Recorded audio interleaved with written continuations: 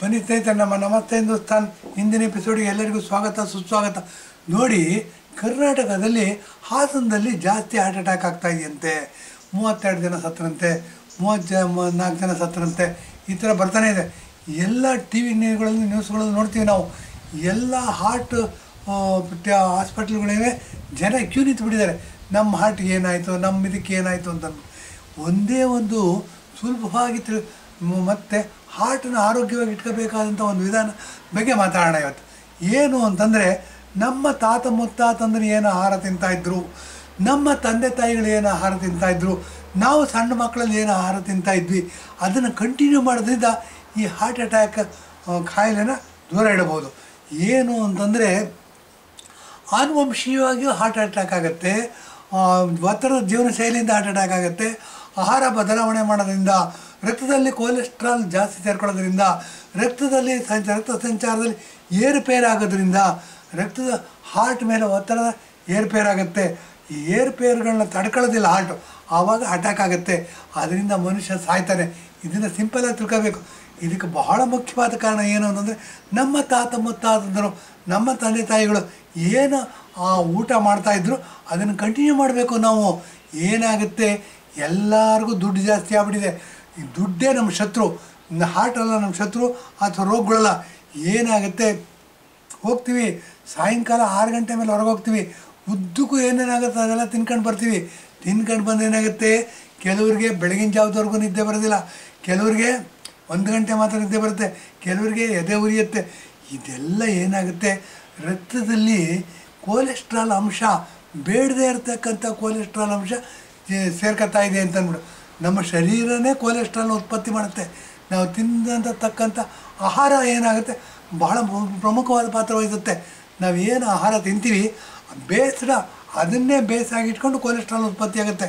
ನಮ್ಮ ಆಹಾರ ಪದ್ಧತಿಯಲ್ಲಿ ನಮ್ಮ ತಾತ ಮುತ್ತಾತಂದ್ರೆ ನಮ್ಮ ತಂದೆ ತಾಯಿಗಳು ಏನು ಆಹಾರವನ್ನು ಸೇವಿಸ್ತಾಯಿದ್ರು, ಗಟ್ಟಿಮುಟ್ಟಾಗಿದ್ದರು, ಆ ಆಹಾರ ಪದ್ಧತಿಯನ್ನು ನಮ್ಗೆ ಇಷ್ಟ ಇದೆಯೋ ಇಲ್ವೋ ಕಂಟಿನ್ಯೂ ಮಾಡಬೇಕಾಗಿರೋದು ಅನಿವಾರ್ಯ. ಹಾರ್ಟ್ ಚೆನ್ನಾಗಿ ಕೆಲಸ ಮಾಡಬೇಕು ಅಂತಂದರೆ ನಾವು ಅದನ್ನು ಕಂಟಿನ್ಯೂ ಮಾಡಲೇಬೇಕು. ಅದನ್ನೇ DNA ಅಂತ ಹೇಳ್ತೀವಿ, ಆನುವಂಶೀಯ ಅಂತ ಹೇಳ್ತೀವಿ. ಆನುವಂಶೀಯ ಅಂತಂದರೆ ನೋಡಿ, ಹೆರಿಡಿಟ್ರಿ ಅಂತ ಹೇಳ್ತೀವಿ.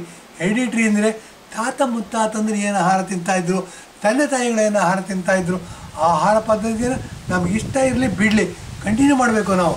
ಹಾಗಿರೋದ್ರಿಂದ ಮನುಷ್ಯನ ಆಯುಸ್ಸು 100 ವರ್ಷ ಆರೋಗ್ಯವಾಗಿರಬಹುದು. ಮತ್ತು ಕನ್ನಡಕವಿಲ್ಲದೆ ಏನೂ ಅಂಗಾಂಗಗಳು ಬರ್ದಂಗೆ ಬದುಕಬಹುದು. ಈ ಥರ ಬದುಕಬೇಕು ಅಂತಂದರೆ ಆನುವಂಶೀಯ ಪದ್ಧತಿಗಳು, ಆಹಾರ ಪದ್ಧತಿ, ಬದುಕಿನ ಪದ್ಧತಿಗಳು ಇವೆಲ್ಲ ಬಹಳ ಮುಖ್ಯವಾಗಿ ನಾವು ಕಾಪಾಡ್ಕೋಬೇಕಾಗಿರೋ ಜವಾಬ್ದಾರಿ ನಮ್ಮ ಮೇಲಿದೆ.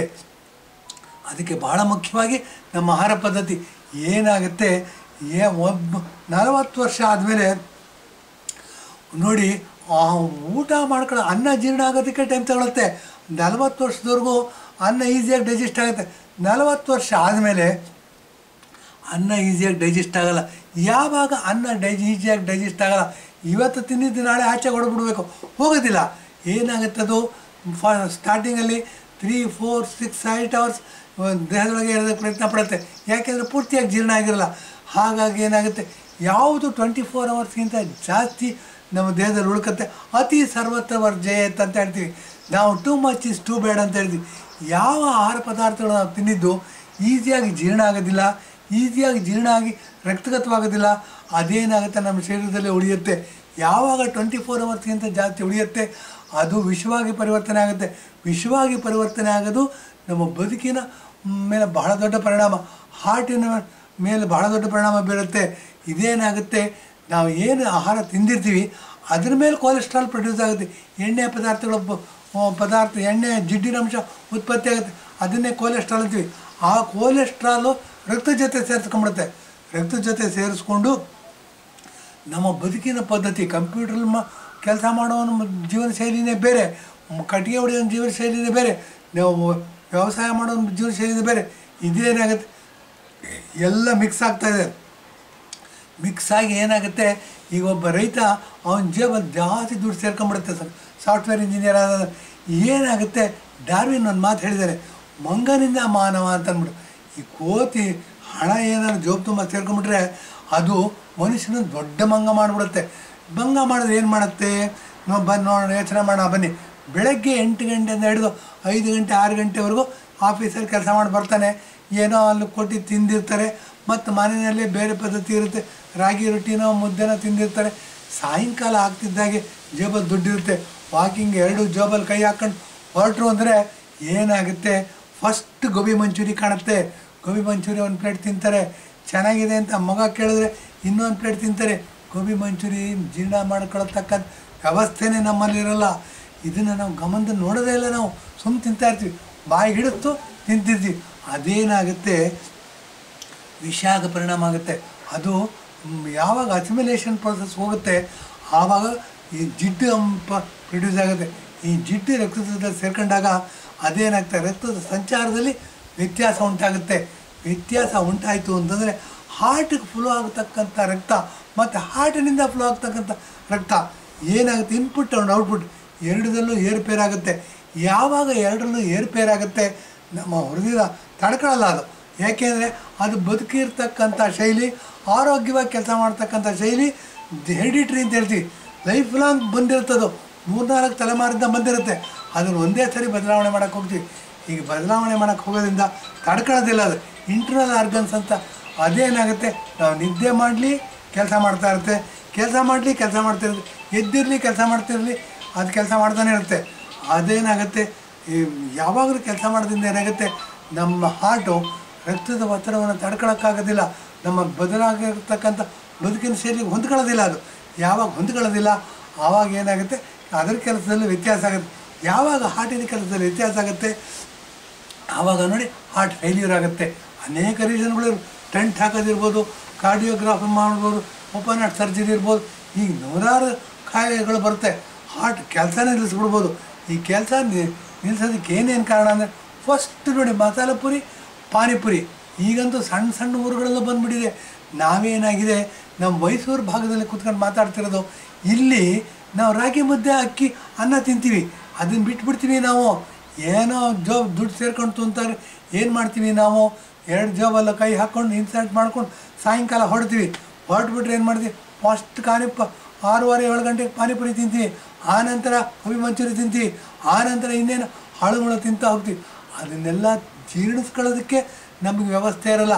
ಅದೆಲ್ಲ ಜೀರ್ಣಿಸ್ಕೊಳ್ತಕ್ಕಂಥ ಸಿಸ್ಟಮ್ ಪ್ರೊಡ್ಯೂಸ್ ಮಾಡಬೇಕು ಅಂತಂದರೆ ನಮಗೆ 4-5 ವರ್ಷ ಬೇಕಾಗುತ್ತೆ. ಇದಿಲ್ಲ. ಏನಾಗುತ್ತೆ? ಹಳ್ಳಿಯಿಂದ ಬಂದುಬಿಟ್ಟಿರ್ತೀವಿ, ಜೇಬಲ್ಲಿ ದುಡ್ಡು ತುಂಬ್ಕೊಂಬಿಟ್ಟಿರುತ್ತೆ, ದುಡ್ಡಿಗೆ ಖರ್ಚು ಮಾಡೋದಕ್ಕೆ ದಾರಿ ಇರೋದಿಲ್ಲ. ಏನು ಮಾಡ್ತೀವಿ? ತಿಂತಾ ತಿಂತಾ ತಿಂತಾ ನಮ್ಮ ಶರೀರವನ್ನು ಪ್ರಯೋಗ ಮಾಡ್ಕೊಂಬಿಡ್ತೀವಿ. ಪ್ರಯೋಗ ತಡ್ಕೊಳ್ಳೋದಿಲ್ಲ ಅನ್ನೋದು.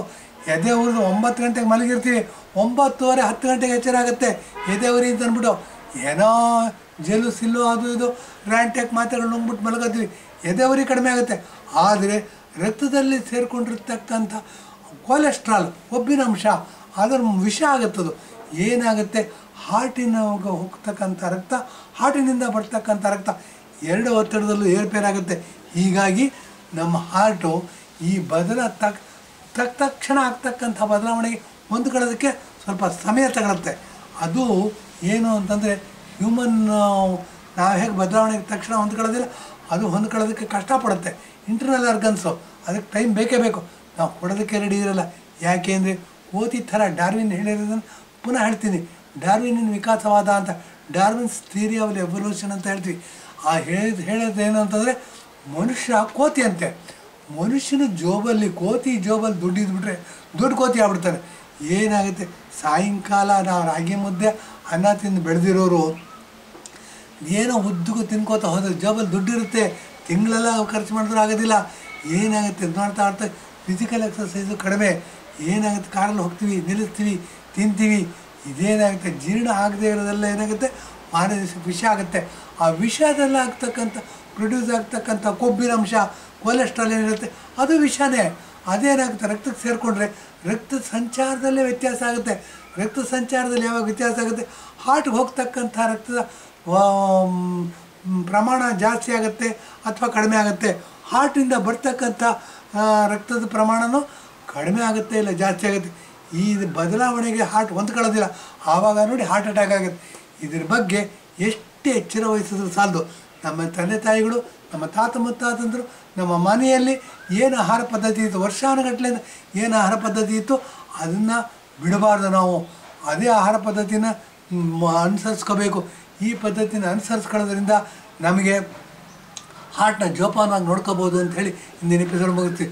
ಹಾಗಾಗಿ ಇಂದಿನ ಹಾರ್ಟ್ ಫೇಲ್ಯೂರ್ ಆಗೋದಕ್ಕೆ ಮುಖ್ಯವಾದ ಕಾರಣ ಪಾನಿಪುರಿ, ಮಸಾಲ ಪುರಿ, ಗೋಬಿ ಮಂಚೂರಿ ಮತ್ತು ಪಿಜ್ಜಾ, ಬರ್ಗರ್ ಬೇಕಾದಷ್ಟಿದೆ.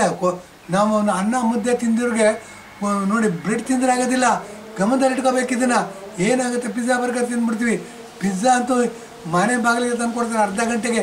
ಈ ದುಡ್ಡಿರುತ್ತೆ, ಆರ್ಡ್ರ್ ಮಾಡಿ ಮಕ್ಕಳು ಚೆನ್ನಾಗಿರುತ್ತೆ ಅಂತ ತಿನ್ನಿಸ್ಬಿಡ್ತೀವಿ. ಅದೇನಾಗುತ್ತೆ, ಸಣ್ಣ ಮಕ್ಕಳಿಗೂ ಹಾರ್ಟ್ ಅಟ್ಯಾಕ್ ಬರುತ್ತೆ. ಹಿಂದೇನೋ 30 ವರ್ಷ 40 ವರ್ಷ 50 ವರ್ಷದವ್ರಿಗೆ ಹಾರ್ಟ್ ಅಟ್ಯಾಕ್ ಆಗ್ತಿತ್ತಂತೆ ಅಂತ ಕೇಳ್ತಿದ್ವಿ. ಈಗ ಏನಾಗಿದೆ, 10 ವರ್ಷ 15 ವರ್ಷದವ್ರಿಗೂ ಹಾರ್ಟ್ ಅಟ್ಯಾಕ್ ಆಗುತ್ತೆ. ಇದು ಯಾಕೆ ಅಂತಂದರೆ ಮಕ್ಕಳು ನೋಡಿ ಆನುವಂಶೀಯ ಅಂತ ಹೇಳ್ತೀವಿ. ಆನುವಂಶೀಯ ಅಂತಂದರೆ ಹೆರಿಟ್ರಿ ಪ್ರಕಾರ ಆಹಾರ ಪದ್ಧತಿನ ಅನುಸರಿಸ್ಬೇಕು. ನಾವು ರಾಗಿ ಮುದ್ದೆ ಅನ್ನ ತಿಂದಿದ್ದೀವಿ ಅಂತಂದರೆ ಎಷ್ಟೇ ಶ್ರೀಮಂತರಾಗಿದ್ದರು, ಎಷ್ಟೇ ಜೋಬಲ್ಲಿ ದುಡ್ಡಿದ್ರು ಈ ಆಹಾರ ಪದ್ಧತಿನ ಬದಲಾವಣೆ ಮಾಡಬೇಕು ಅಂದರೆ 100 ಸಾರಿ ಯೋಚನೆ ಮಾಡಬೇಕಾಗುತ್ತೆ. ಯಾಕೆ ಅಂದರೆ ನಮ್ಮ ಹಾರ್ಟು ನಮ್ಮಲ್ಲೇ ಇದೆ. ನಮ್ಮ ಆಹಾರ ಪದ್ಧತಿ ಮೇಲೆ ನಮ್ಮ ಹಾರ್ಟ್ ಕೆಲಸ ಮಾಡುತ್ತೆ. ಆಹಾರ ಪದ್ಧತಿನ ಸರಿಯಾಗಿ ಇಟ್ಕೊಳ್ಳೋದ್ರಿಂದ ನಮ್ಮ ಹಾರ್ಟನ್ನ 100 ವರ್ಷ ಯೌವನವಾಗಿ ನೋಡ್ಕೋಬೋದು. ಯಾವಾಗ ಹಾರ್ಟ್ 100 ವರ್ಷ ಯೌವನವಾಗಿರುತ್ತೆ ಆವಾಗ ನಮ್ಮ ಉತ್ಸಾಹ, ಉಲ್ಲಾಸ, ಚೈತನ್ಯ, ವಿಗಾರ್, ವೈಟಾಲಿಟಿ ತುಂಬಿ ತುಡುಕ್ತಾ ಇರುತ್ತೆ. 100 ವರ್ಷಕ್ಕೂ ನಾವು 50-60 ವರ್ಷದವ್ರ ಥರ ಕಾಣ್ಬೋದು, 50 ವರ್ಷದವ್ರ ಥರ ಇರ್ಬೋದು. ಹಾಗಾಗಿ ನಮ್ಮ ಆಹಾರ ಪದ್ಧತಿ ಮತ್ತು ಬದುಕಿನ ಪದ್ಧತಿ ಬಗ್ಗೆ ಬಹಳ ಗಮನ ಇಡಬೇಕು. ಎಷ್ಟೇ ಎಚ್ಚರಿಕೆ ಇಟ್ಟರು ಸಾಲದು. ಹೀಗೆಲ್ಲ ಮಾಡ್ಕೊಳ್ತಾ ಬಂದರೆ ಆಹಾರ ಪದ್ಧತಿನ ನಾವು ವಿಶೇಷವಾಗಿ ಗಮನದಲ್ಲಿಟ್ಕೊಂಡು ಆಹಾರ ಪದ್ಧತಿಗಳನ್ನ ಆನುವಂಶಿಕವಾಗಿ ಏನಿರುತ್ತೆ, ಹೆರಿಡಿಟ್ರಿ ಪ್ರಕಾರ ಏನು ತಿಂದಿರ್ತೀವಿ ಅದನ್ನೇ ಮುಂದುವರ್ಸ್ಕೊಂಡು ಹೋದರೆ 100 ವರ್ಷ ಖಂಡಿತ ಬದುಕ್ಬೋದು. ಯಾವ ಡಾಕ್ಟ್ರ್ ನೋಡೋದು ಬೇಕಿಲ್ಲ ಅಂತ ಹೇಳ್ಬಿಟ್ಟು ಇಂದಿನ ಎಪಿಸೋಡ್ ಮುಗಿಸ್ತಾ ಇದ್ದೀನಿ. ಧನ್ಯವಾದ, ನಮಸ್ಕಾರ.